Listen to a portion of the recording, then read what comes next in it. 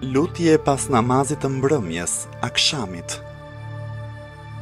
O Zoti im, të lutem me qenien tënde të nderuar, me emrin tënd të madh, me sundimin tënd të përhershëm, të lartësosh Muhammedin dhe familjen e Muhammedit dhe të më falësh mëkatin e madh, sepse përveç madhështorit askush nuk e fal mëkatin e madh.